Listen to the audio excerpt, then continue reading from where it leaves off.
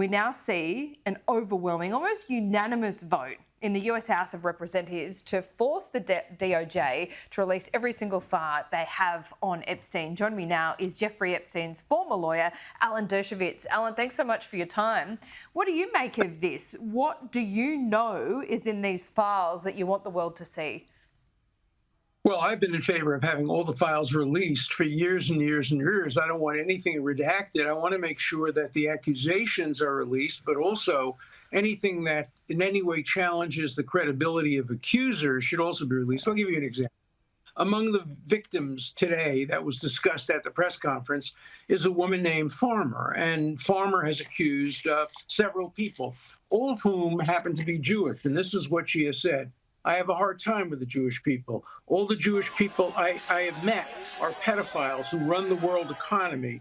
They're Jewish supremacists. So, when she makes accusations against Jews, at the very least, we should know that she's also said these horribly anti-Semitic things about all Jews. And the same thing is true of another woman named Sarah Ransom, who was accused Bill Clinton, Hillary Clinton, Donald Trump, saying there were videotapes of them having sex with young children. And she ultimately admitted it was all false. Look, most of these accusations are true.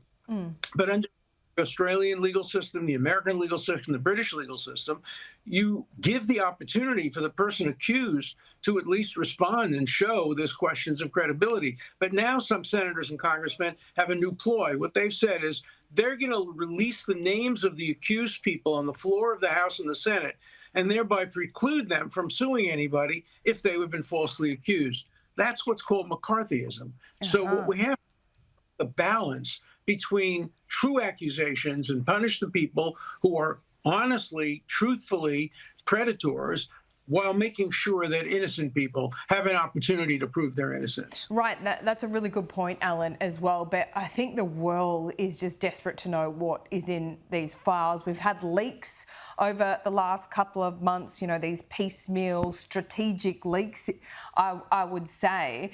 What is it? Are you willing to tell us what you know is in these files that you think is most important? What are we about to see?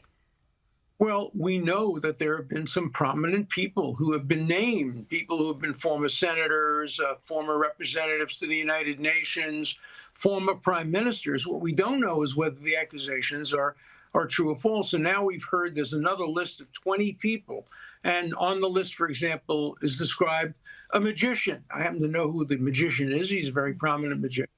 But he didn't do anything wrong. He just knew Jeffrey Epstein. So we have to be very, very careful about how we deal with these disclosures. Everything should be disclosed so the public can know what the allegations are. But what we shouldn't do is have partial disclosure leaks, just mentioning the names without also giving the people who have been accused an opportunity to respond. I was accused. I had an opportunity to respond. And the woman who accused me tragically has died. And I have tremendous compassion for her and for her family. But she ultimately acknowledged that because she was young, she may have misidentified me and confused me with other people. So I think the same opportunity that I had should be given to other people as well. Well, how do you do that, Alan? Who should? I mean, we're talking about a treasure trove of files here. How will they be released, and how do you ensure that there is a custodian, that it's not released in this crazy way where people can pick and choose what they want to report and release into the world? It's going to be very hard because these things tend to be released in large amounts, and then the media goes through them. We saw what happened to the former president of Harvard, Larry Summers. His emails were released. It didn't suggest that he had done anything wrong, but it showed perhaps he had engaged in bad judgment and asked Jeffrey Epstein for advice about his own personal life. And he's now had to leave many jobs in public life, and his tenure at Harvard has been questioned and challenged by Senator Warren. And so what's important is in a country that believes in the rule of law and civil liberties and is against kind of McCarthyism, that we strike the appropriate balance. It's hard to do because there's so much political pressure today, and everybody of true victims, true survivors. I am too. Everybody should be. But we have to truth in order to make sure that people are not falsely accused. Alan, just quickly, is this going to bring down some big names? I don't think so. I think the big names have already been revealed, but you never know. It has had a big impact on the life of President Lawrence Summers and perhaps other. And so we have to make sure that we have an appropriate balance. And when you rush just to release thousands and thousands of pages, the decision maker is the media. They decide who to focus on, what to focus on, and they tend to be on the most salacious accusations without doing the independent investigation necessary.